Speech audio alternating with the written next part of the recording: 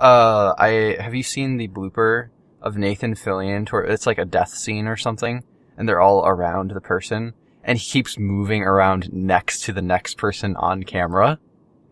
So it looks like it's panning around, and he's just like standing next to them. And then for like the final shot, it's him laying next to the dead guy's body. Oh, wow. I have not seen that, but that sounds really funny. I'll find it for you. You know the scene, and I know the blooper. This is funny. Okay, I think everything's working properly. Oh god, I have nothing to like distract me from like the audio bars of me talking. Oh god. Quickly, I must get Notepad to block everything. My brain works really weird. Hello there, everybody, and welcome back to the Pondcast for the numbers on my screen that I didn't actually think to translate into words. September 21st. It's a Monday. Not that that matters. Hello, who do we have today? So you mean I'm not the only one who remembers what number this podcast is? Wait. Let me guess. Okay, I'm guessing it is number... Oh, I thought of Tug. I immediately thought of 13. Shit! What is it? It's, fuck.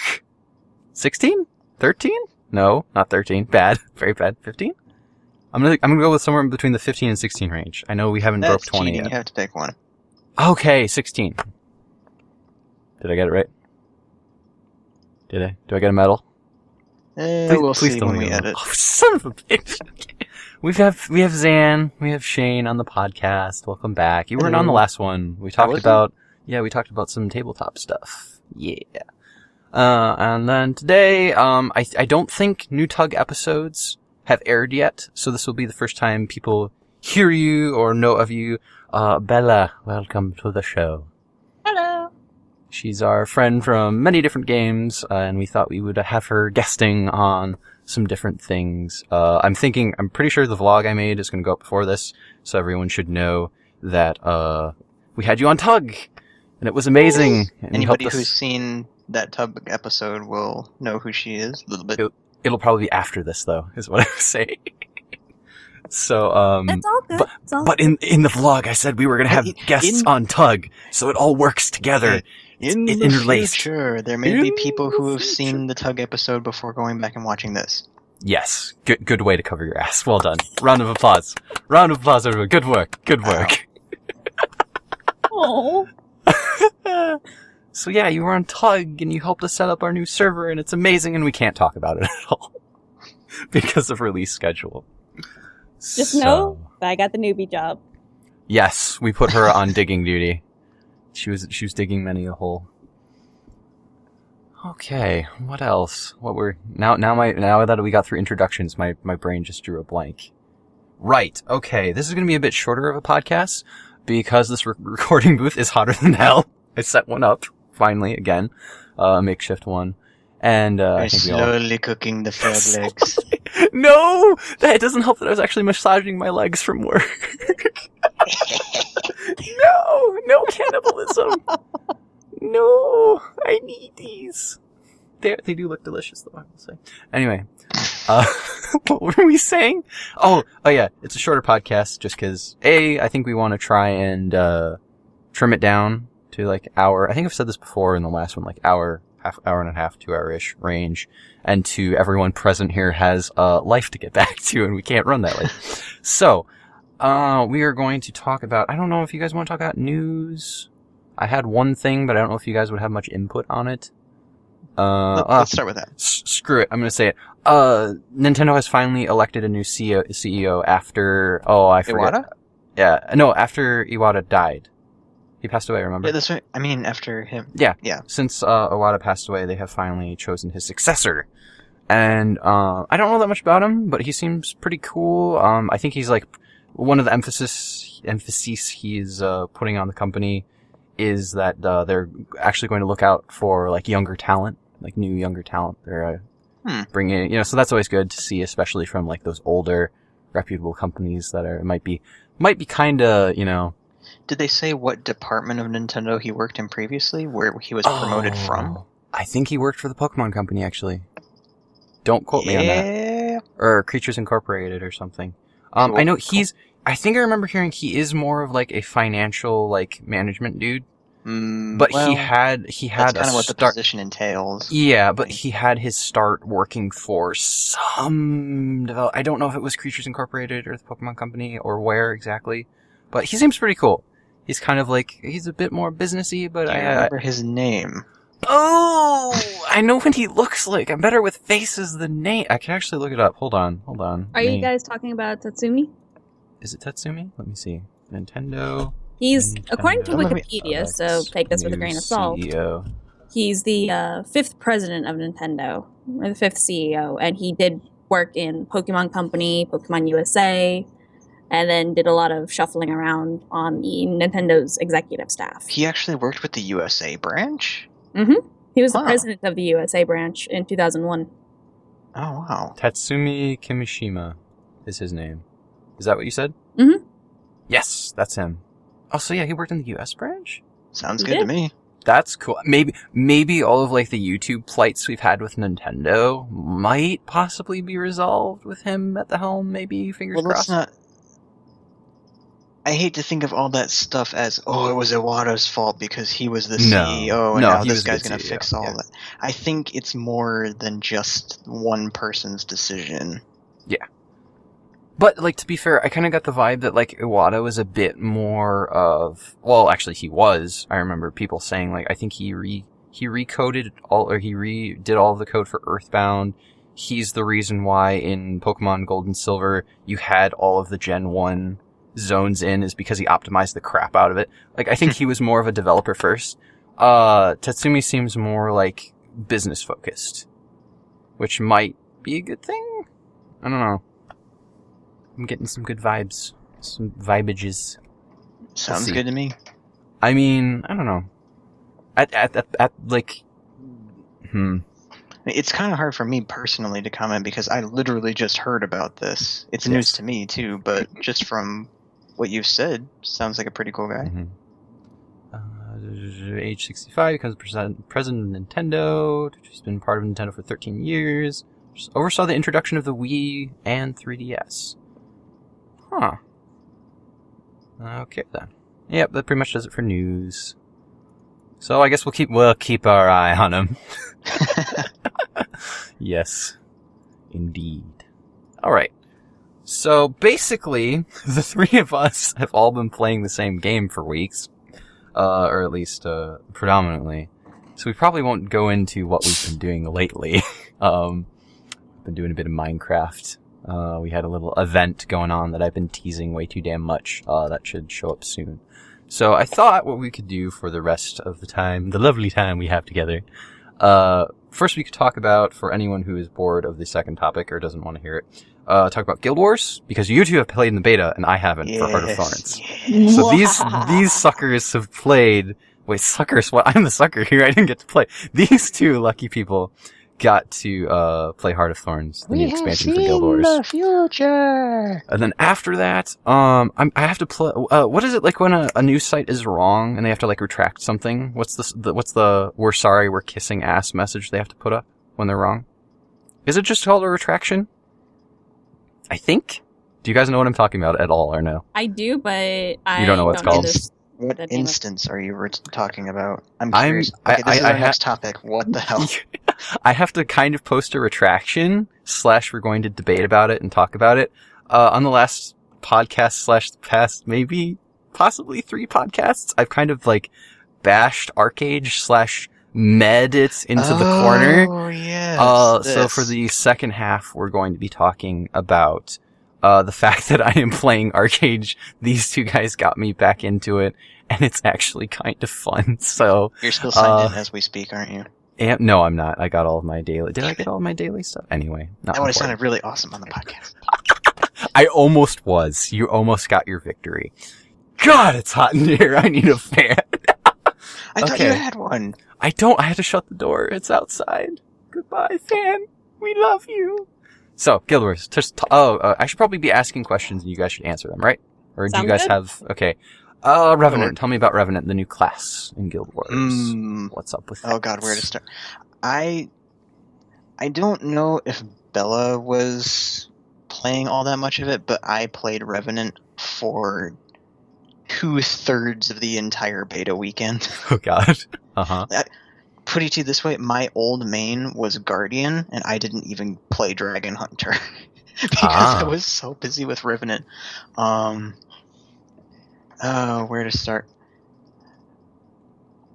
I don't even during this past beta weekend, I heard some people saying, "Oh, Revenant's not that good." Like they still have time to tweak it though, so I mean that's kind of a moot point. The vocal majority was saying that, you know, just this past weekend with the changes that they did, Revenant's in an okay place right now, because I guess people were saying it was underpowered the beta before that. It's not underpowered. It's not just okay. There are certain Revenant builds that are completely busted. Is it balanced? Okay, glorious. I was just gonna ask if it was balanced, but like if you could summarize it. Okay. Disclaimer: I tend to generalize things and sometimes over dramatize a little bit, just because I think it's funny to say it that way. I don't mean broken as in like viewers of Tug might know that. It's not completely overpowered. It's just there are some builds that have some really BS tricks up their sleeves. So, but my question is, like, if you had to summarize it, because, like, at least anyone who's played Guild Wars, at least, I'm not sure if everyone will know what we're talking about, because this podcast is going to be a little specific to these two games. Like, if you could summarize it or compare it to other classes or give it, like, a small label, like, you know, Guardian's, like, a very tankier, you know, you've got spells and melee, you know, Engineers, like, all the little trinkets and gadgets. Like, if you could, like, what's the core essence of Revenant? Because I still, to this day, keep in mind that all the classes do have their own unique identity, so it is very hard to compare them. But if I had to make the closest comparison possible, Revenant reminds me a little bit of a mix between Guardian, Thief, and Mesmer, if you can imagine that. Guardian, Thief, and Mesmer? Yes. Well, do you agree with that, Bella? Is that kind of... Yeah, I can see that. One other thing that I remembered from the beta weekend, and I think, Cora, you were the one that actually said this, was Revenant was basically ArenaNet's way of saying, we have all of these great ideas, all of this janky stuff. Let's throw them all together in one class. That's what it felt like. You know, because there were hints and things that ArenaNet had originally wanted there to be 9 classes upon release. You know, 3 heavy armor, 3 medium, 3 light. And then we only got 8. The only 2 heavies were Guardian and Warrior. So it is a heavy? Revenant is a heavy armor profession. But, I mean, just like any profession in the game, you can build a glass cannon if you want to. I have a thought. What I did. I have something to add, but I just thought of another technicality, because I'm thinking this is going to come out before Tug, probably, most likely. So I have to say this again. You're going to hear this again in Tug. But, so Bella, Shane, and I all know each other. Like, you know, we know each other from a whole bunch of different games. So we had this interesting situation where we didn't know what to call each other. So you might hear us call each other different names. Just a heads up. Just a warning. We're still working out, like, who's going to call each other what, so. Yeah, on Arche Age, my character name is Karatha, so everybody usually calls me Cora for short. Yeah, which is a cool name. It's just, it is a more feminine name, so. Yes, I mean, it's a female character. I'm not, Deal with it. Deal with it, haters. I'm not dissing it. It's a cool name. I'm not talking to you. I'm talking to them. Over there, in the audience. You know who you are. You with the purple shirt. Not all and of you. The orange baseball cap. Sit your ass down. You do not need Doritos right now. Why did I say Doritos? That's like the most, like... Wow. Oh my god. Breadsticks. Yes. I see you getting that breadstick. Put it down slowly. Where were we? And airmail it to me. Okay. What I was going to say, hold on. I was about Guild Wars. No. You had another Revenant question. Yeah, well, it wasn't a question. I was going to build on it. The way I've been explaining Revenant to people, not like comparatively, but just from what I know, for anyone who doesn't know or who's, you know, maybe not played Guild Wars before, basically the gist of Revenant is you're channeling like the power of fallen heroes.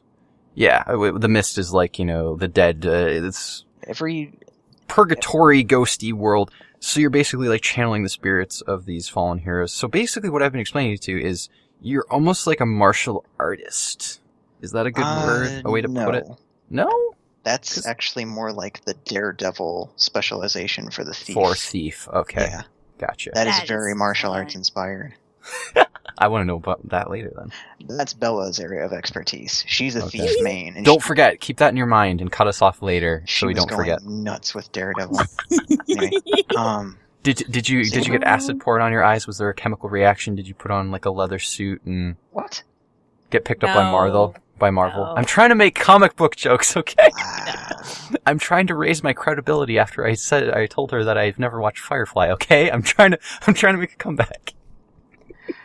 Anyway. The easiest way it's- for you to make a comeback is to watch Firefly. Shh. Quiet you. okay, so the deal with the Revenant is, you're channeling the spirits of, fallen heroes from the past. So their profession mechanic is almost like Elementalist, to where you swap between attunements. Yeah. Except instead of swapping attunements, you're swapping out which spirit that you're temporarily bonded with. The reason why I didn't list Elementalist as one of the classes that it plays like, though, is because that's really the only similarity.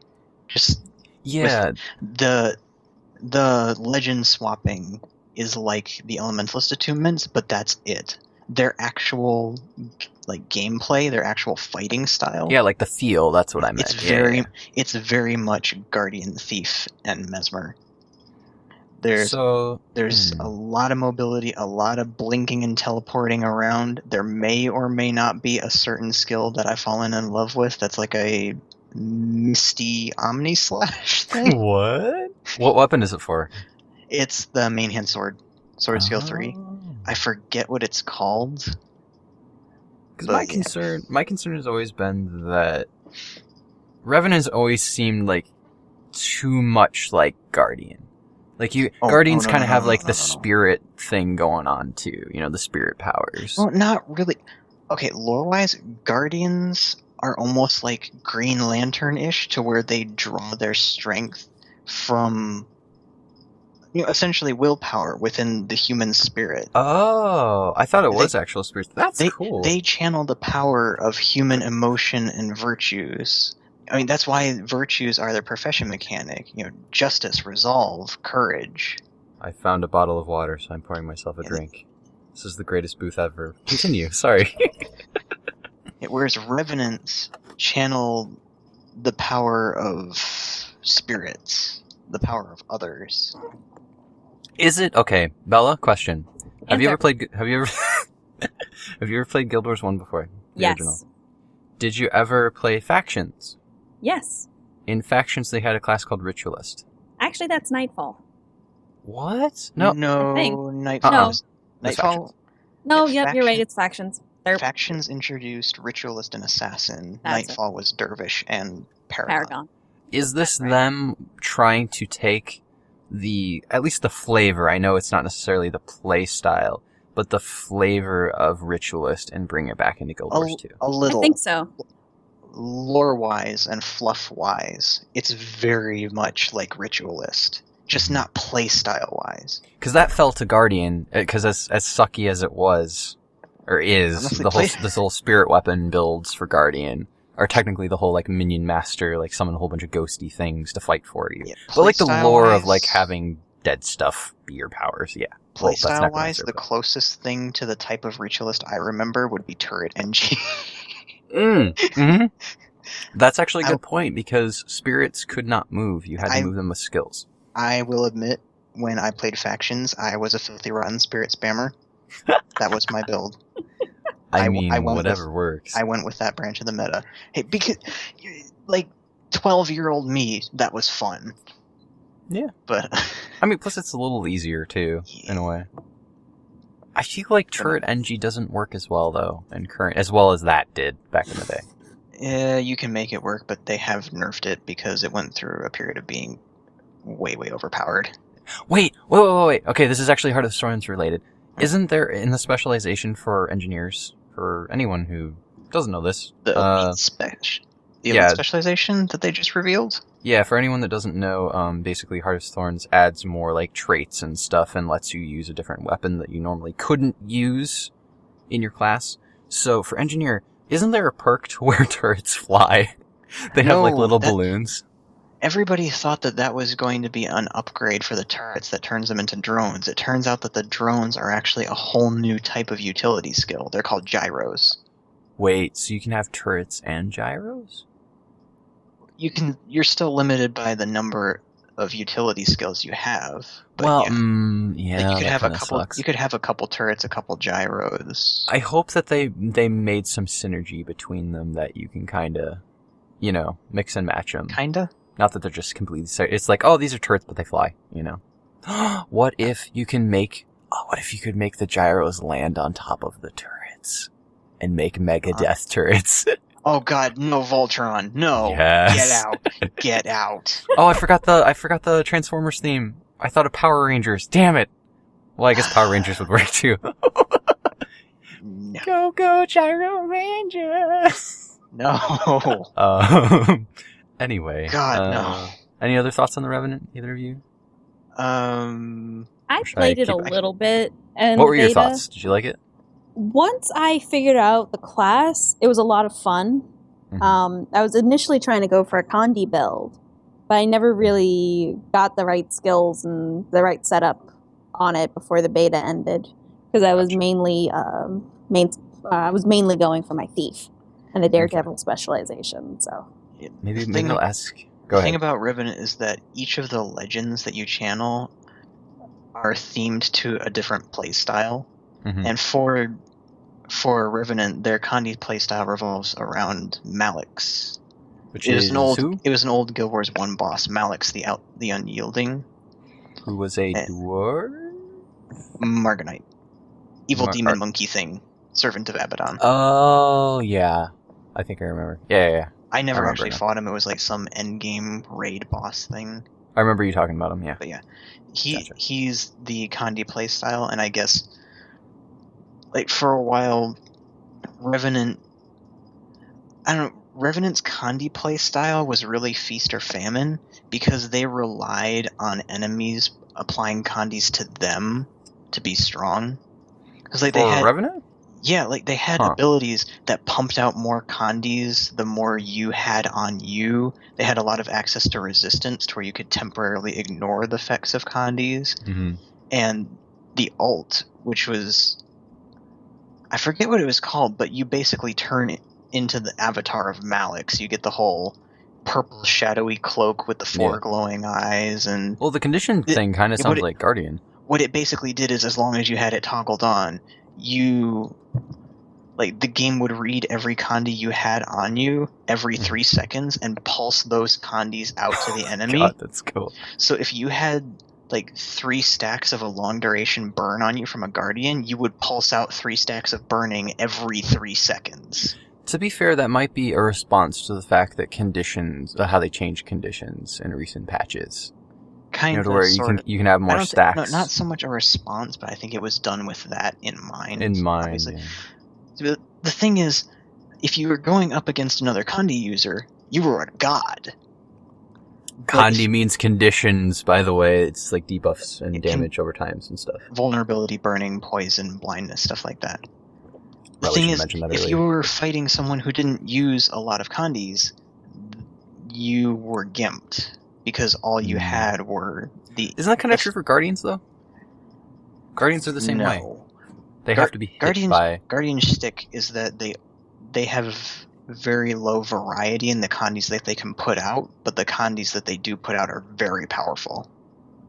Oh, I'm thinking of the builds where you take conditions and turn them into boons. Never mind. Okay. The thing with Malik's stance is that the majority of your power came from feeding off the Condis that other people put on you.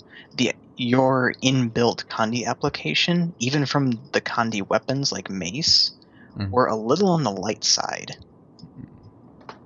Okay, I think that's about good on Revenant, yeah. I mean, we got... Oh, I don't get to talk about my build? I mean... let him talk about his build. Can you do it in a timely manner? I mean, I don't want I can go... Okay, so here's the thing. to... Okay. Let me tell you a story if I- about how I whooped serious ass. If I go in full detail and give the full picture, you're going to get bored. If I try to speed through it, people might not grasp what I'm saying. Can we find a to- medium? I'll try. I feel like our audience has also my attention span. So by all means, if you can do a abridged version that is, I can do a bridge, but it's going to require that the people listening have researched a little bit about the Revenant. Okay, well, I assume if they made it this far, they at least know what Guild Wars is. For my fellow theory crafters out there, gather around, listen to this. Okay, the two stances that I used were Shiro and Glint, the melee DPS, and the kind of buff-heavy frontline support. So you buff yourself and then deal shit tons of damage. Glint is the elite spec for Herald. The weapon set was Sword Shield on one, and Staff on the other. Yes, I know, Staff with no Ventari stance, hear me out. Wait, Staff is melee now, right? It's not ranged? Yeah, Revenant Staff is melee. Okay. Staff is normally, was originally designed as, like, the frontline buffing and healing weapon. But you're using it in just damage build? Yeah, if you use damage stats like Berserkers, or if you're in PvP, Marauders, you can still deal decent damage with it. The damage on your auto attack is a little low, but it does have the bonus of dropping the healing crystals to sustain you. Well, your auto attacks drop healing crystals when you use the staff. Oh, that's like Terra, the shamans. Yeah, that's cool. That's so cool. I like that. Your two main sources of damage, though, are the one skill to where it's a sideways swing that doesn't interrupt, but if you attack an enemy that's also attacking, you get a follow-up attack that does daze, and it deals a crap ton of damage in one burst. It's like a counterattack. Yeah, Staff is it's mainly a support weapon, but it has a couple skills that do deal a whole lot of damage. So you switch to the Staff really quickly for the Condi Cleanse, the two burst skills, and then switch back. It's that two-part skill, and then the number 5 skill. It's where you whirl the staff in front of you, and it pulls you forward, and you drag enemies with you. Wait, you jet forward? Yes, you jet forward. You stab them in the abdomen. No. And push them forward with you. Think whirling staff of death propeller blade thing that pulls you forward, and it drags enemies with you that you come into contact with. Yeah, so you're stabbing them in the gut, and they get flung backward with you. Except it's not stabbing per se. I'm trying to think of the motion, you're spinning it and going forward at the same time. Your character holds their hand out in front of them, the staff levitates and spins like a propeller in front of their hand. Oh, pulls you forward. You do the magic grip. I thought it was a two-handed grab. No. I have this weird gardening motion going on. No. Okay. Alright. The thing, it's a whole lot of little hits, and if you use it, if you start off in melee range already with a target, they get hit by every single one, and it really adds up. You can half health another glass cannon with it. Cool. If you get them all off. And then the sword, you've got that crazy auto attack that applies a whole bunch of vulnerability. You've got the... what does shield give you for Revenant? Shield is fun. The number 4 skill tosses out your shield almost like the Phoenix skill from Elementalist, except instead of dealing damage, it heals and buffs. And then the number 5 is Crystal Hibernation. You hunker down under your shield, and this crystal bubble forms over you. It used to be that you gained a break bar, like a boss, when you had it on. But they changed that to where now it just gives you stacks of stability that they have to strip away. You're completely immune to damage and condis. The only thing you can be hit with is CC. And you heal the entire time you're in it. So is this build basically... Is this a really wacky tank build to where you go and deal tons of damage and then heal yourself? In PvE, you use straight up Berserker stats. In PvP, you can use either Berserkers or Marauders if you want to be a little more durable. But it is, for the most part, a glass cannon DPS build.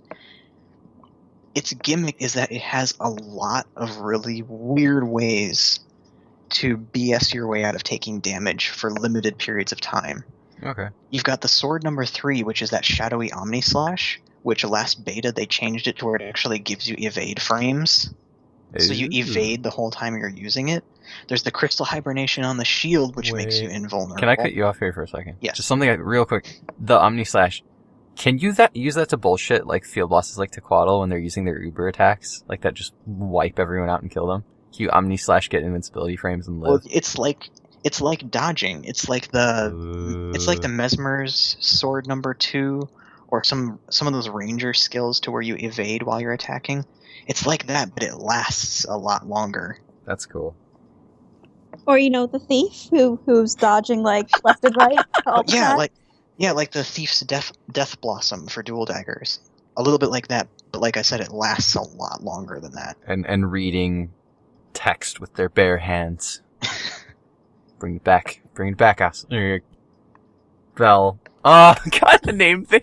It's okay. I almost said that. I'm like, nope, wrong bell. Let me try again. Yeah, to anybody who plays Arche Age on the Salfira server and was wondering who got the name Asuna. Yeah. Hi. Yeah, we got it right I here. play Asuna from SAO on the Salfiran server for Arche Age. Running for the win. So yeah, like when we're playing Arche Age, we'll always be like, oh, Asuna, hey Asuna. And then like when we're trying to like do recordings, we'll be like, Bell. And then I get them mixed up because they're only 2 letters away in the alphabet. Okay. You can always just call me Bells. That's what you did in the Tug. Bells, yes. Oh yeah, I kept calling you Bells in Tug. In Tug. Yes, that's the game with the words and the things. Okay. So yeah, back to the Guild Wars thing.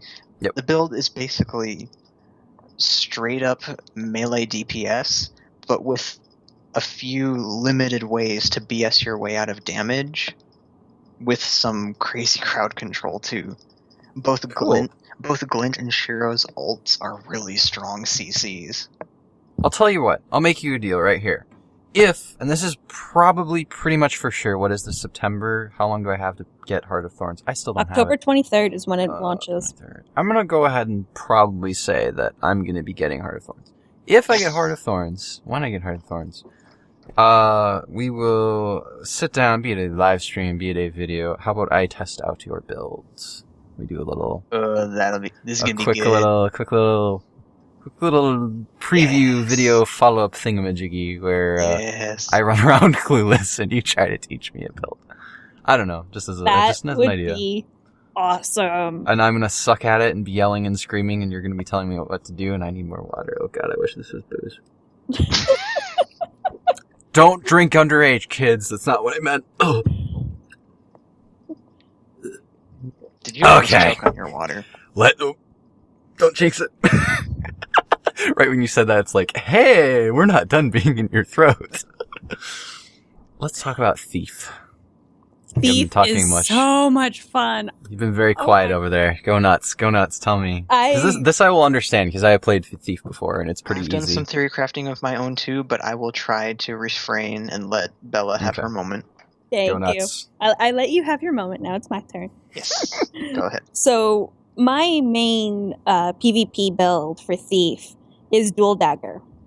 And then like a dagger pistol or something like that as my offhand, which I rarely use.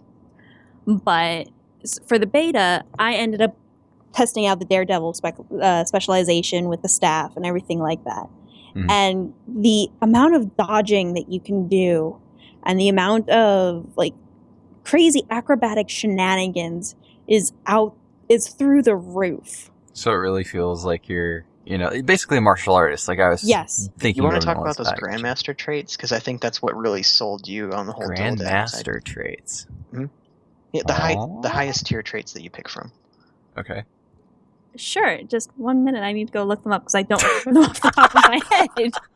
I'm sorry. Shame, Asuna. I'm not a theory crafter. I am not a theory crafter, Cora. That important thing that totally sold you? Yep, you forgot it. Hey, I like the fact that I can use a staff. That's what sold me. The fact that I can use the staff. What does everyone get? Oh, that would probably take too long to go through all of the classes. But there's so many cool things. People get guns and bows. What weapon each one gets? Necromancer gets great sword, yeah. Oh my god. That's going to be a whole nother topic. That's a whole nother topic, yeah. Reaper's cool too, kids. Back to Thief. Yes. So now that I've refreshed my memory a little bit. Okay. the Grandmaster traits for the Daredevil trait line are all different ways you can dodge. So instead of using the normal dodge of being like kind of jumping to the side or jumping forward or backwards or whatever like that, you can do other abilities with your dodge. Like one of them is Bounding Dodger. You leap towards an area and dealing damage when you land. Okay. After you evade whatever you're around. And then there's another one. It also makes it a leap finisher. Exactly. It's a leap finisher as well. And then you have Lotus Training, which uses Impaling Lotus, firing daggers at nearby enemies. That's so the kind one of you like used, your right? death. Yeah. The Dual Dagger Death Blossom skill on for Dual Dagger weapon line. You basically get to do that when you dodge. That's from Guild Wars 1. What was it called? Death Blossom? I think it That's might have been Dual called. Dagger 3. It might have been called Golden. Oh, maybe it was just called Lotus Strike. But I remember something like that from Guild Wars 1. Anyway, continue. Just like naming conventions, it was a funny, something triggered in my brain. Like, I remember that from somewhere. Continue. Okay. I was gonna actually go and find that name for it because now I really want to know what that name is. I know. It's bugging me. It was an old Guild Wars 1 skill that they used the name for. I know Lotus Strike was a thing. But yeah, so you throw knives at your at the target. Like, is it a target skill or is it like an AoE or? It's a dodge. You dodge. Oh, and then where you were, you throw It turns your daggers? dodge into an attack. So wherever you dodged from, So basically, you throw daggers. Imagine. I'll describe Death Blossom. According to the wiki, you do an evasive attack over your opponent, striking nearby enemies. Oh, Basically, so you kind of across flip the in length the of the air. dodge. You jump. You kind of do a 180 in the air, like head over heels, and then you land. And the same time, while you're doing that, you're throwing your daggers, you're spinning, you're slicing, you're cool. attacking in midair as you're doing a leap, as you're doing like a flip. Oh, so you do a Tunnel of Doom. You don't actually throw the daggers. Oh, okay, I got you. Tunnel of Doom. I love that's where my brain went. Oh no, that's the thing.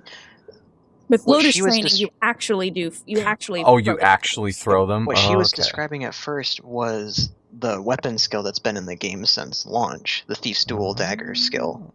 Yeah, which is called Death Blossom. The Grandmaster Elite turns your dodge into a ranged version of that. Question. Does that also mean when you evade from skills, you're that procs? No. No, this is the Oh, forced dodge. That would be amazing. Well, one of the good things about Daredevil is you get 3 dodges. Oh, instead of 2? Cool. Mm-hmm. Yeah, you get an extra. You get more, and more of your endurance, That's and it costs less to actually do a dodge. Okay. And then the last dodge that they have is called Unhindered Combatant. And basically, your dodge is replaced with a long-range dash that removes inhibiting conditions and grants you swiftness. Wait, So so how does basically- that interact with the other one? You have to choose one. Oh, can't you have can't both. do one of You can't the have other. more than Gotcha. Okay. Yeah, I personally, since I favor the dual dagger build for Thief, I really, really loved Lotus Training. Mhm. And the staff is just so much fun. Because you spin your staff around, you're thwacking them all around.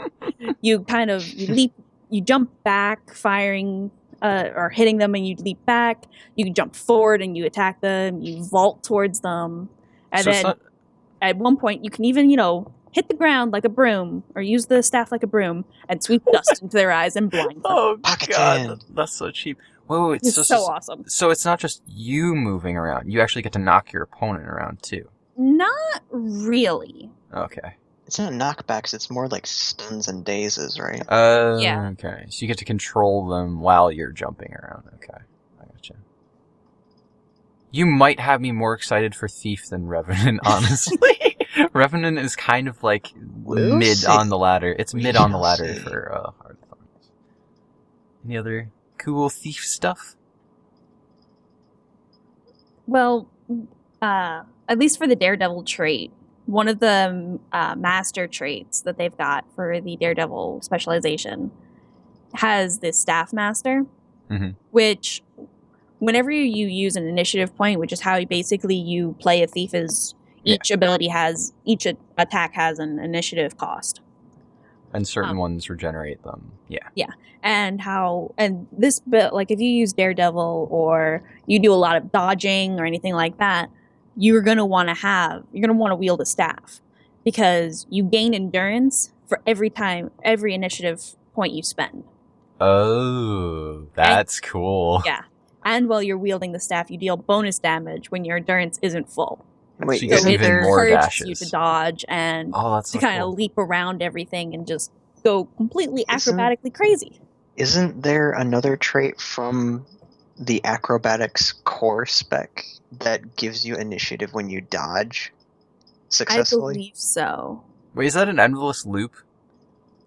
You would have to time it flawlessly, but in theory, yeah, I think it would be. You guys should test that totally. Huh. Should I ask other Heart of Thorns questions? I think I only have one more big one, and then we might be able to move on to Arche Age if you're done. Ooh, Thief. the utility What? skills. Of what? Thief?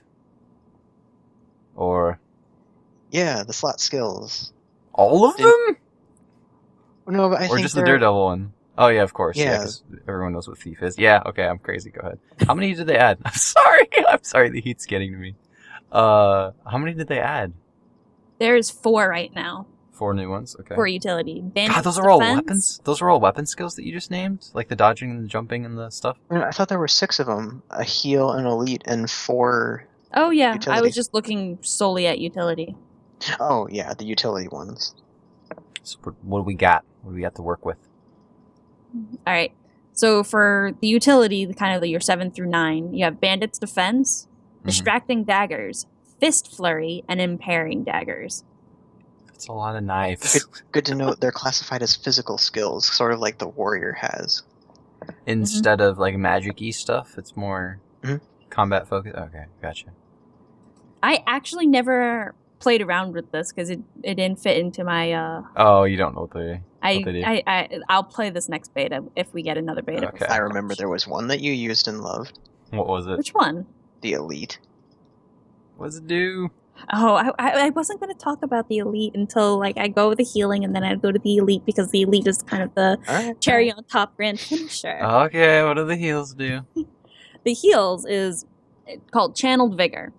Channel your energy to gain endurance and health per pulse. Heal for more if your endurance is full. So kind of, this is another way to kind of boost your endurance meter. Okay.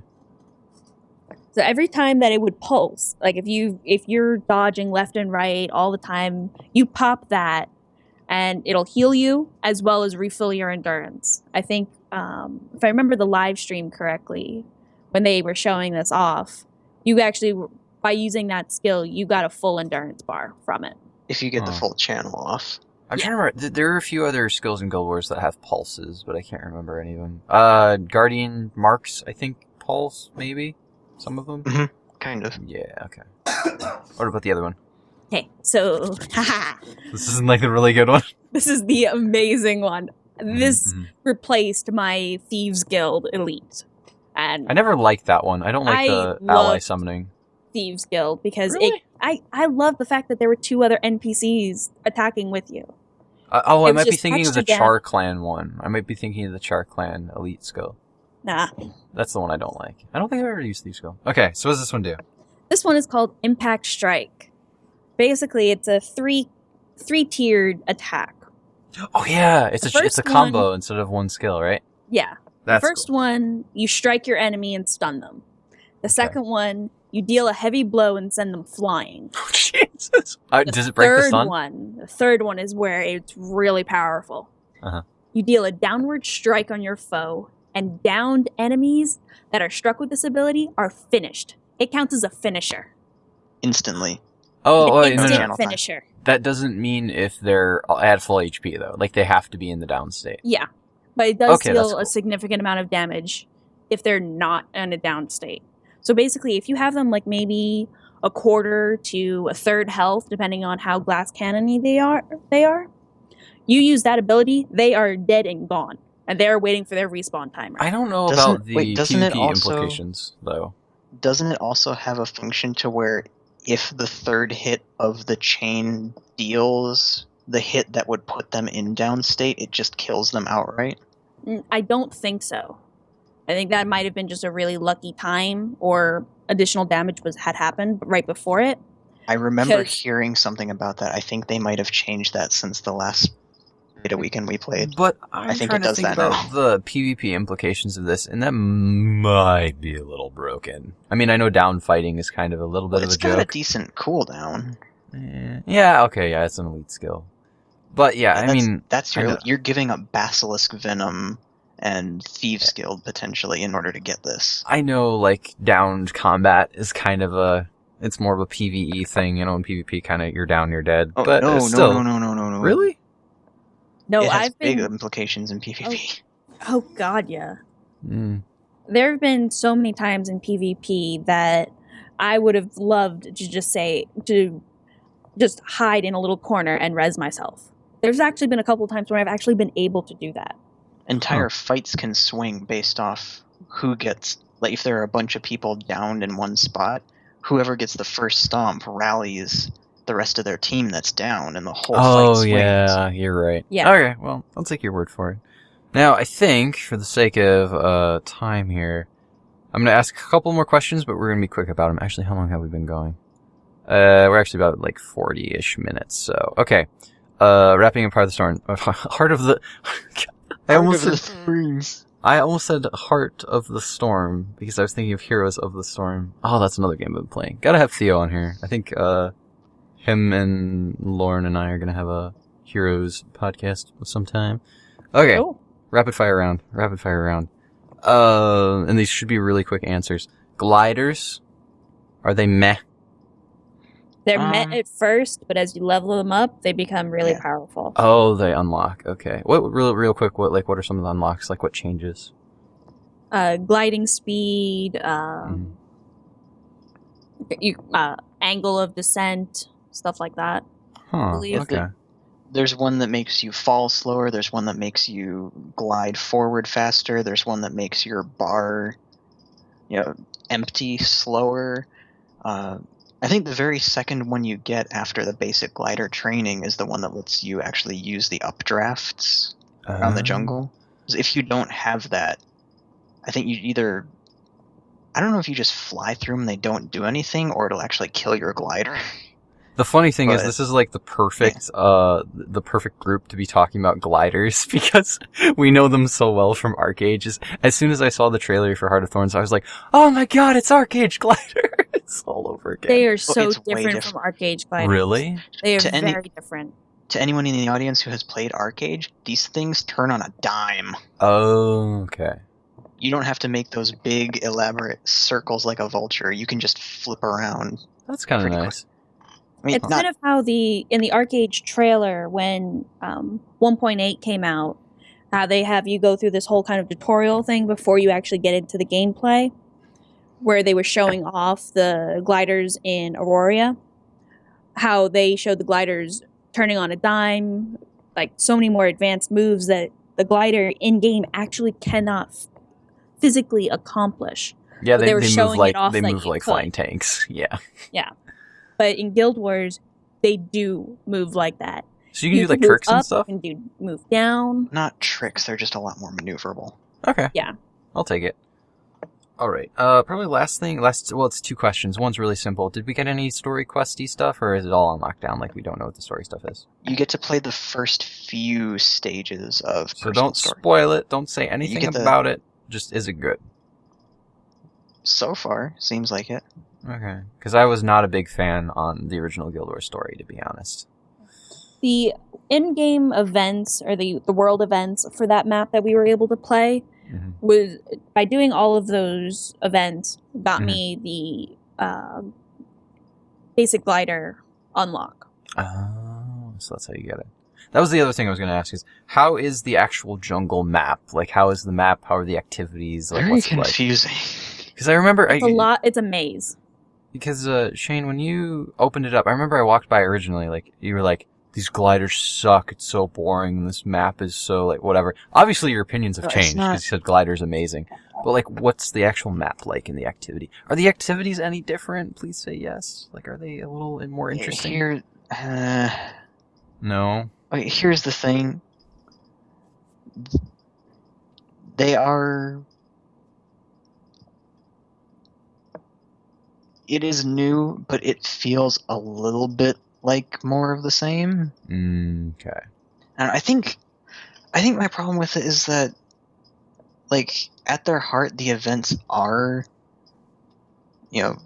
brand new compared to what we have. There's a lot of, like, new mechanics and things in the events. It's not just, like, fetch quests and fighting mobs. I think my opinion was just kind of soured because the tuning was way off. Okay. ArenaNet really does have that problem with tuning the numbers on things to make it a challenge. If you have a full group, if you're running around with a small zerg of people doing the same content and everybody's in Berserker's gear, you're still going to mow through it. Yeah. I mean, we had that with the pre-event. It wasn't really even need challenging. To change that. Yeah, it was basically just like a gigantic train of everyone wrecking everything for the pre-launch event. Is that pre-launch event still going? The Mordrum invasion? I think it might have just ended. It's the 21st right now, so... No, it's not going on anymore, and good riddance to it. That was a horribly designed event. Okay. I think we're going to One of the big things that I liked about that's the event and the new map, and correct me if I'm wrong, Cora, but the events chained with each other. So, like, as soon as you finished one, you had another event that led you to another area and to another event. So it's kind of built and chained across each other that kind of let you explore some of the map and let you kind of gain all that experience with one event right after the other, another. Here's the thing. That's what Guild Wars 1 was supposed to be. That's how all of the heart, or not necessarily the heart quests, but all of the events. Guild Wars 2? Yeah, like you vanilla. Said Guild Wars 1. Oh, sorry. That's what Vanilla Guild Wars was supposed to be. We were told we were going to have these dynamic quests, and when you do one thing, it progresses into another. And there's a little bit of that, but it's not choreographed well. No, the difference with the Heart of Maguma stuff is that it's a lot more content dense. Mm-hmm. The meta event chains are longer, so they continue on for longer. There are, like, each individual event technically does take longer. I mean, I will give them that. It takes more to complete them than in the rest of the world, even though it's still kind of easy. But there's also multiple chains going on in the same map at the same time. It's not like how out in Queensdale, you've got, like, this farm that comes under attack and this boss that spawns and that, and it's all kind of vague. Those are more disjointed. Yeah, but see, that's what I was going to say, is length was never the issue, it's how it's choreographed. Like, a lot of times for raid bosses, like, you have to do the pre-event to spawn the raid boss, and so on and so forth. Like, it isn't almost cinematic enough. Like, it's not choreographed. I think they fixed that with the Heart of Maguma quest that they showed us. Okay. So it's very visual, you feel like you're progressing, and it's not just, another thing popped up, cool. Have you been out to Silver Wastes before? Me? No, never. Never. Okay, then this is directed more at the audience than you.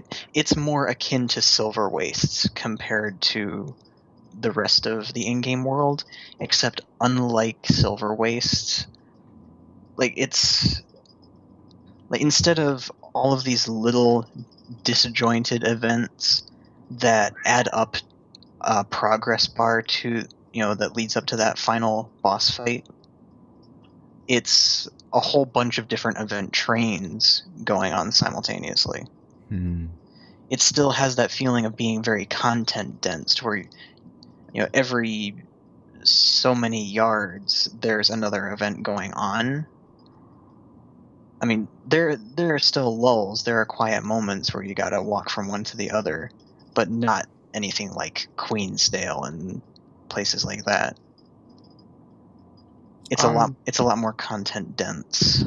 On that note, does that just about wrap up our quick overview of Heart of Thorns and what you've been doing? I mean, we could talk about it for literally hours, but I mean, we're trying to fit in some Arche Ages and stuffs. So good. That's the gist of it. Arche Age time. Do you happy dance? Do you happy dance? Do you happy dance? This is the intermission song. There's a guy who beatboxes at work. I'm like, oh, please come work with me. Whenever we get paired up, it's great. Anyway, Arche Age. Okay, I have to talk for a minute. And then basically, you guys can chime in by all means, cut me off. I don't want to be the only one talking. This is your time to shine. Not to shine. This is my time to kiss ass. But, so, okay. A couple of months ago, weeks ago, whatever. Time is irrelevant in this space. In this very, very hot sauna-like space. It's wibbly wobbly. Wibbly wobbly time. I basically said, like, oh, I don't like Arche Age. Like, you know, it was kind of almost like, oh wait, no, I don't think I burnt out on Guild Wars before from, like, playing the same class over and over again in betas. Arche Age, I rage quit because I, lost, some buildings and stuff to a technicality. Basically, if you don't pay your taxes, it goes to the mailbox. And then if you don't claim it from the mailbox, it gets deleted. So, I rage quit the game, and I was very salty about it. I was like, oh, this game isn't fun. You know, how do you do this? These two guys got me to come back, and what they did is basically, I was really low level, even though I had played since launch. The game's like a year old now. And they basically said, okay, here's what we're gonna do. You're gonna skip all of the boring pre-game, pretty much the entire pre-game. Just all the boring questing, all the leveling, all the, like, learning stuff at a slow rate, or whatever. And they just took me to one of the high level areas. I don't think, can you do this anymore? Power level? No, they patched it. Well, I think you can, it's just harder. No, you can't. Oh, you can't at all? Okay. Well, I mean, experience from mobs, I believe it's 11 or 13 levels higher than your current level. Okay. 11 above, 11 below. We'll talk about that change in a minute. Anyway, what they did, they took me out there. They got me from, like, Golden Ruins. From about, like, what was I, level 20? Maybe 20-something. You weren't that low. 20-something, like 28. I remember 28 kind of in my mind. And they took me all the way from 28 all the way to 50. The cap level of the game is now 55. And basically what we did over the course of a couple weeks is, you know, I didn't have to worry about leveling. They started introducing me to, like, the commerce system and, like, slowly making money. They showed me that you can just buy materials off of the auction house and make the packs. For anyone who doesn't know, you craft these trading packs and you take them from one destination to another. The further you travel, the longer, we got me my little truck for me to carry more packs and stuff, and got a boat, and basically just, like, showed me what all the end game was about, like, how to make money, how to slowly gear up my character. And it's actually pretty fun. I like to think of Arche Age as, like, Eve Light.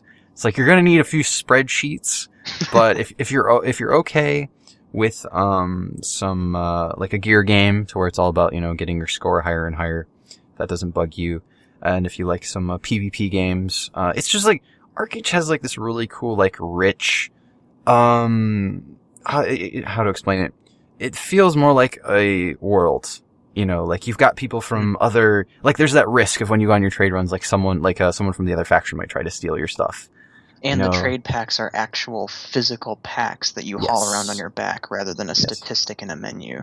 Yes, and what else? I don't know, just, like, the housing system is cool. We'll get to that in a minute. It is cool how you actually have persistent land, and just, like, there is, like, this kind of a crime system, so if you want to be a dick, you can be a dick, and, you know, there's pirates, and, like, there's, like, it's a very, like, open world. It's organic. It's an open it has a more sandbox organic game. feel. Yeah, it is the most open, it is the most MMO-y MMO I've ever seen.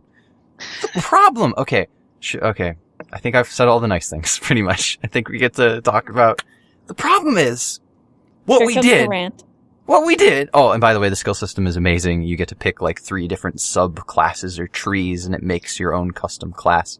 And everything combos together, and it's beautiful! Actually, I'd argue Arche Age's skill system might be better than Guild Wars.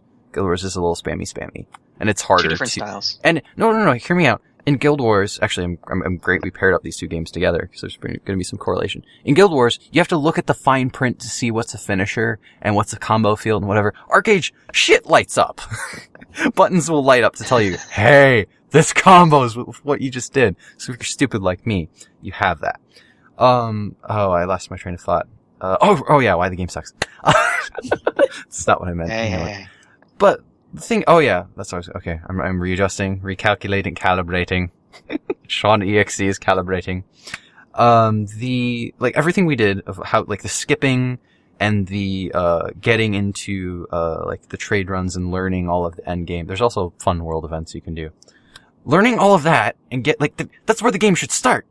All the grinding and all the getting like your character up and all the boring stuff that takes at like the fastest, especially now that they made it to where you can't power level, a week.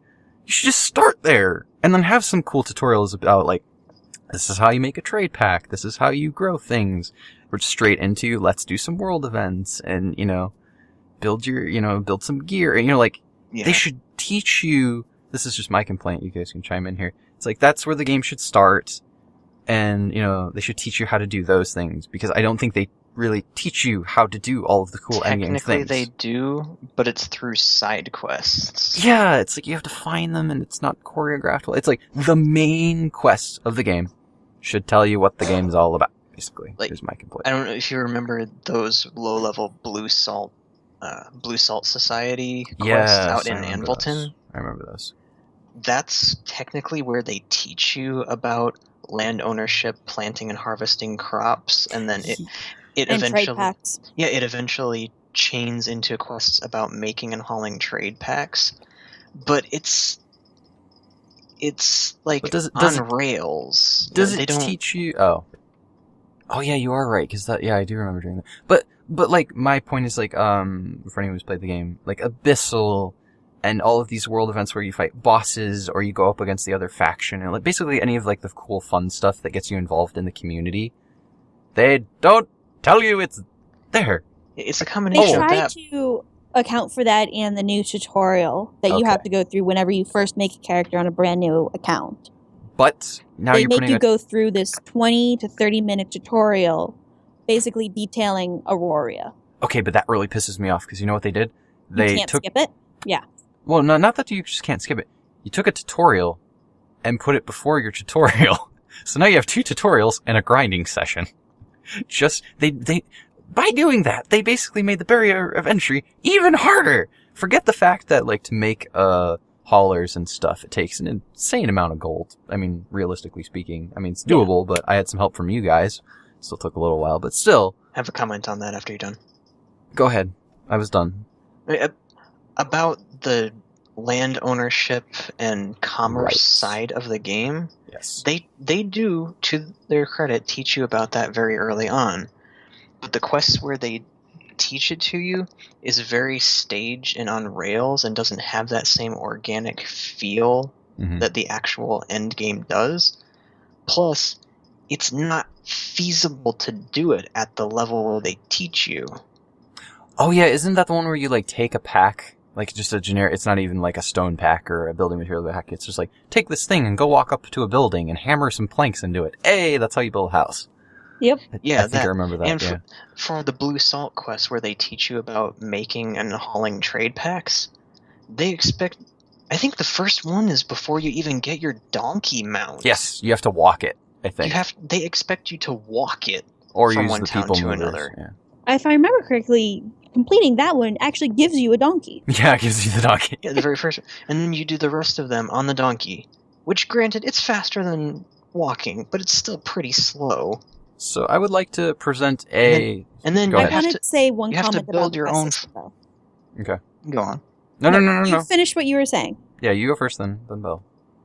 I was just like, you can technically do that kind of stuff on foot or with a donkey, but it's not feasible because of the amount of time it takes. It already takes a long time on the fastest vehicles. In order for it to even start to be worth it, you need a farm cart so that you can have 2 packs in the cart, 1 on your back, and drive it around. Mm-hmm. But it takes an amount of money to craft a farm cart that's not feasible for a player that low. You'd want to do your questing, get to level 50, and accrue some money other ways in order to be able to craft the farm cart. Mm-hmm. Now, what were you going to say, Bella? So, kind of, since we're kind of talking about Guild Wars and Arche Age in this session, Guild Wars, their quest line, their storyline, everything like that is very rich. It takes you from the beginning to the end. You always have something to work on, or you always have something to do. It's very lore driven. It's very story driven. Arche Age is the exact opposite. Yeah.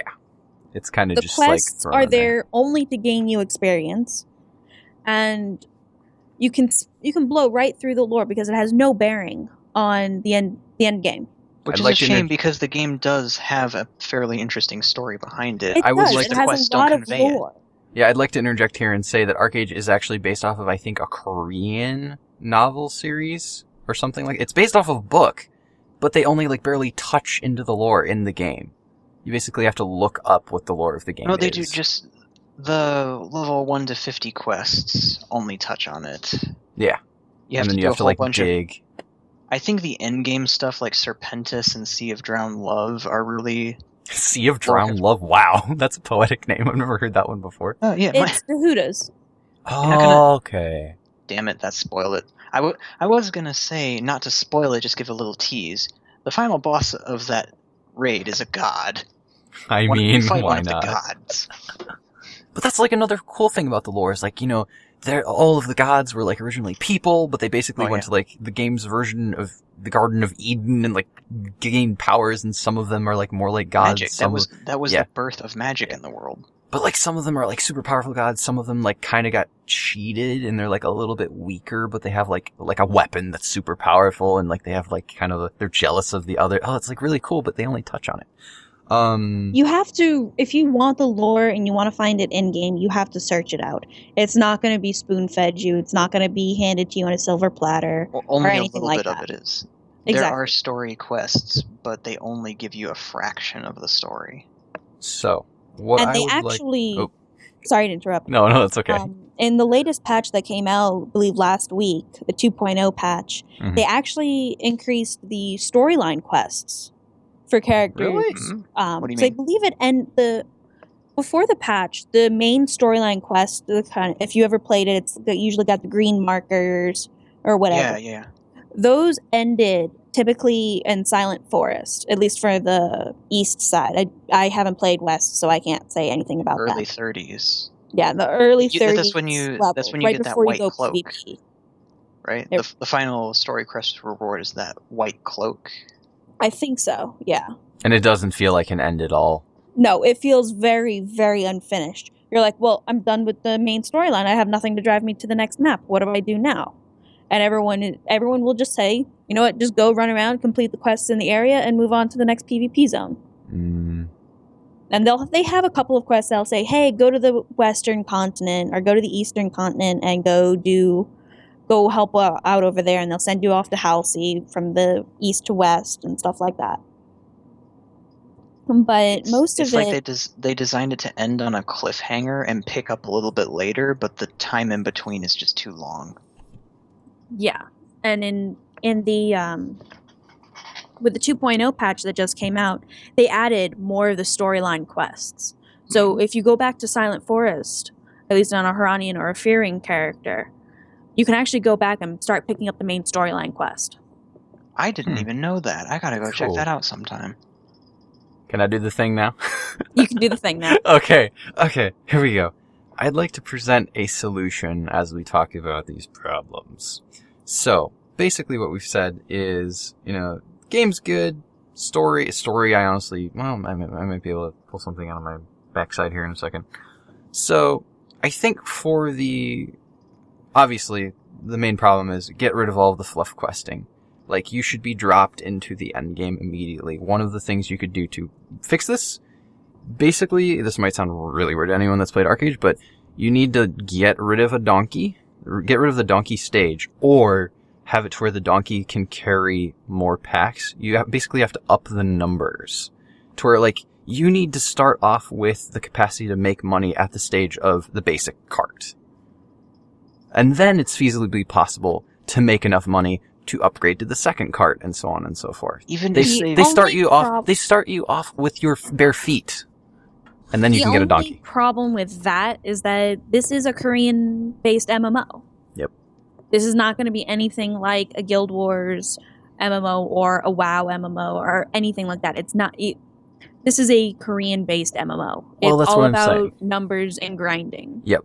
But I'm saying in I a think we're dream just world. talking Yeah. potential. This is hypothetical. This is theoretical. This Fair is enough, fair if you enough. took the idea and fixed it and didn't turn it into, like just a grind fest. So I'll tell you what would basically, be a really nice easy fix for Yeah. that side of things.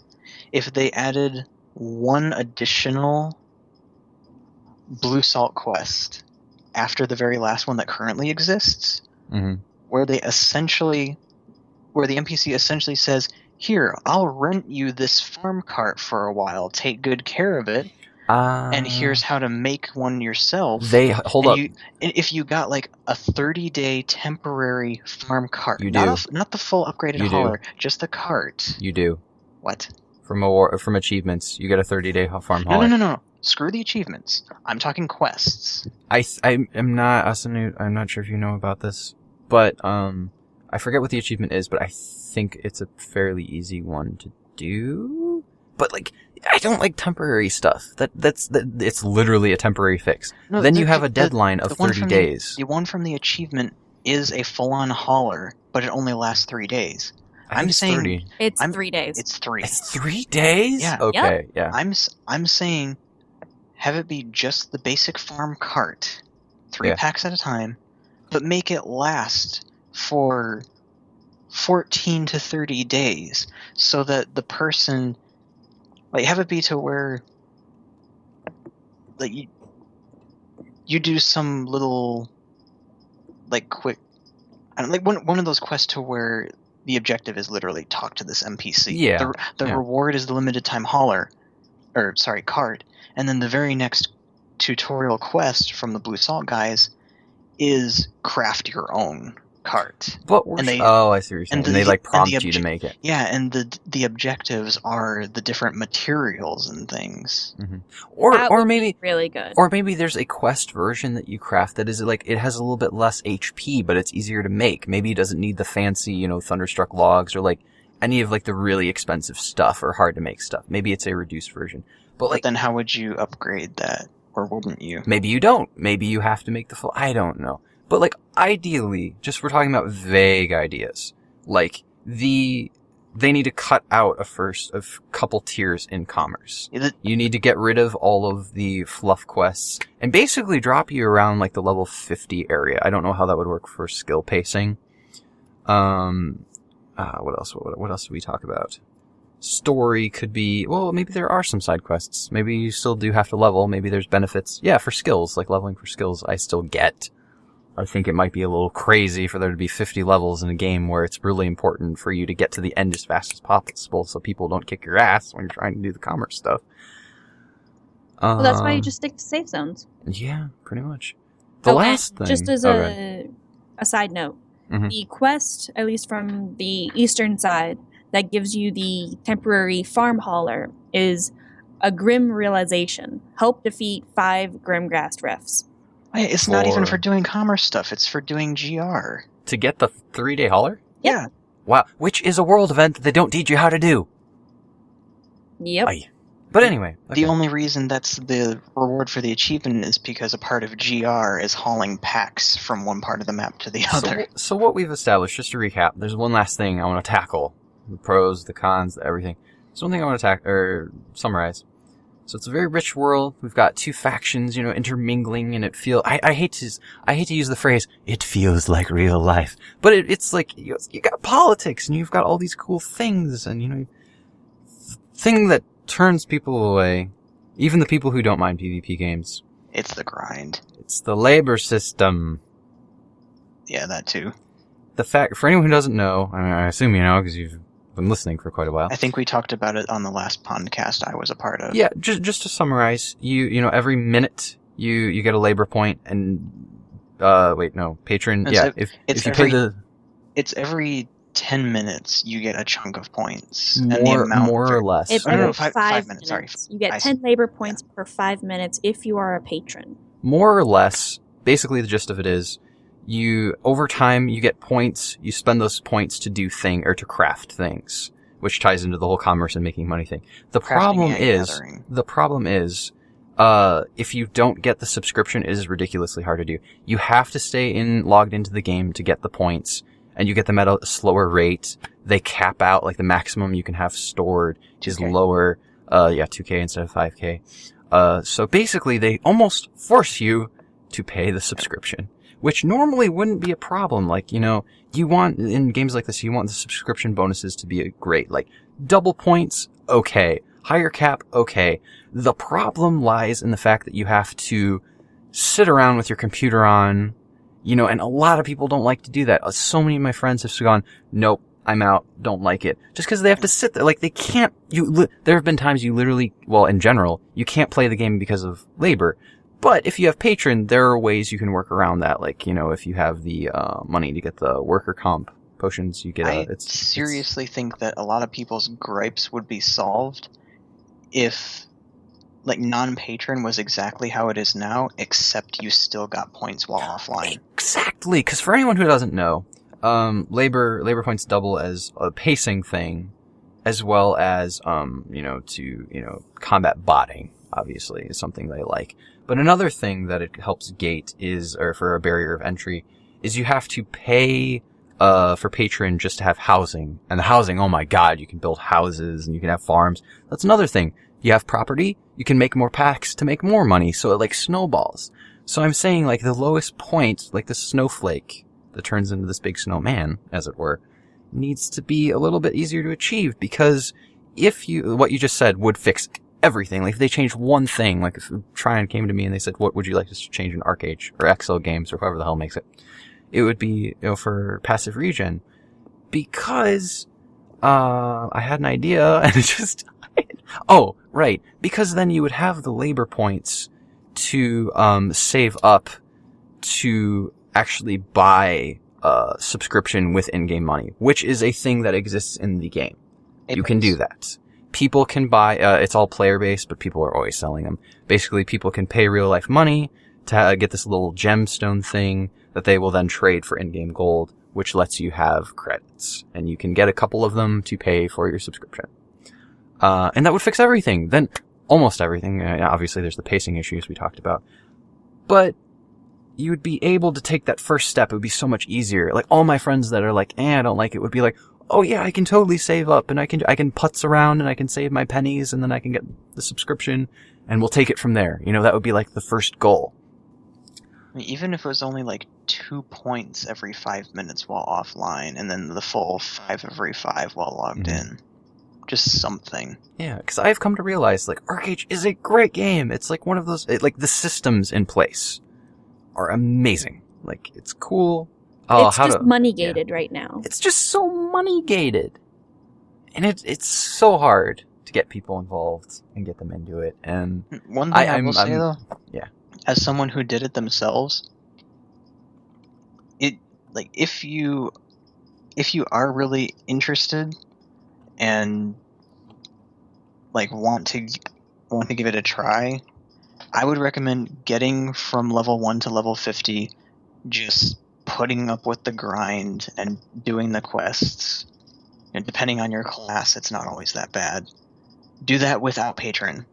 Just get to level 50, then just pay $15 one time, get yourself 1 month of patron, and use that month to start building yourself up, get your trade packs or coin purses or however you're going to make your money going, and get the money banked up for your Apex for next month. So once you get established, you can just take off and go. Your patron can pay for itself if you have the play time to do it. It's just that first month that's kind of rough. And actually I think how we can wind down here is by talking about what we do like about Arche Age. And I think I just realized what you were saying about, getting established. Like, for some reason when you said established, it made me think of something. It's almost like, that reward, like the what's the word? Like, not reaping your reward. What's the saying? Oh, my brain just died. Reaping your benefits? No, that doesn't sound What saying are you looking for? But basically, you put in effort, and then you see the results of it. Arche Age is amazing for that. Like, if you like logistics... Fruits of your labors. Yeah, if you like logistics, if you like the commerce, like, if you like trading, like, if you're that person who always plays an MMO, is like, I gotta get on the auction house, I gotta make a profit, like, this is gonna be so cool. Or if you're a longtime EVE player who's like, I wish they would make a fantasy version of this. Well, I mean, yeah, you can make ships and stuff, but yeah, I think that's what I like about it. Like you said before, it's EVE Light. It's not as complex as EVE, but it's in the same vein. And I always was interested in like that logistics, and the fact that instead of like ships, well, we still have ships, you know, they're sea ships, but the fact that they put it in like a fantasy MMO is kind of an interesting thing to do. Like, and for me, it's not even about like the gear. Like, everyone's like, we gotta get cap gear and stuff. It's just like, I enjoy, seeing money accumulate and owning a house and like being a part of this world and listening to politics, you know, from other people. And just like, I guess growth. Like, it's cool to see. And a lot of MMOs, it doesn't feel like you're growing. It feels like you're just doing a thing. In Arche Age, I feel like my stuff is growing and progressing and, you know, snowballing, like you said. And it's a cool feeling. So what about you guys? What do you like about Arche Age? Why are you hooked? I agree. Okay, you agree. I really like the skill system. I Right. like the fact that I can go from being a mage to a dark runner, or basically kind of like the ninja class. Oh, we never talked about that. You can just change your class and your skills whenever the hell you want for a tiny speck of money. Yeah. The general summary of the way it works is that there are, how many, was it 10 or 12 different skill sets? I was talking to Theo There are earlier, and he said 10. 15. Oh, it's There- 10. Okay. There are 10 different skill sets, which are things like battle rage for, you know, the upfront melee damage, or shadow play for the roguish, sneaky play style, sorcery Beef. for magic damage. Yeah, they got a bunch of different things. You know, witchcraft, songcraft if you want to be a bard. A lot of stuff like that. Ow. What happened? Nothing. What did you trip over and or step on? Just edit that out. Maybe. We're doing a guild event. I get pretty... Wait, what? You guys are playing right now? Yes. Anyway, I didn't know there okay, was a let me thing. start over. Mhm. There are 10 different skill sets in the game, And you can mix and Which- match them. which are like themed trees of active and passive abilities that you can pick for your character. Every character eventually gets to pick 3. That combination of 3 skill sets makes up your class. And each unique combination of skills is a different class. There are technically hundreds of different classes in Arche Age, each I'm not one sure being about its own combination. hundreds, but it's pretty darn close. A lot. Yeah. So yeah, I mean, I honestly, the more I think about it, like, it is more of an MMO-y kind of class system, but the fact that, like, you can just change it up whenever you want. Like, I kind of long for something like that in games like Guild Wars, or even other traditional MMOs that are like this, that are just like, nope, you have a static class, you might get bored of it might be a little boring, yep, you can't change it at all. So I think I kind of underestimate that, yeah. Okay, I think that about does it for a little bit of Nintendo, a little bit of Guild Wars, a little bit of Arche Age. Yeah, I'm glad, Bella, you could join us and, help me make a retraction or whatever the hell it's called, because I really do like Arche Age. It's a cool game. Just got a few bugs. And thank you. I'm really thank glad you. that you got back into the game and we were able to help you. Yeah, it's just those couple things got in the way, but it really is a good game. I take that all back. It's Shout out to Salfira East. yes, Soviet Woohoo! East. Fuck you, and Nuya. one of the things that I do have to say is I did listen to the podcast when Cora was on and talking about how Arche Age, and his shout out to Forsaken. Oh. So- Oh yeah, so I we wanna say forgot to thank mention. you for the shout out. That was awesome.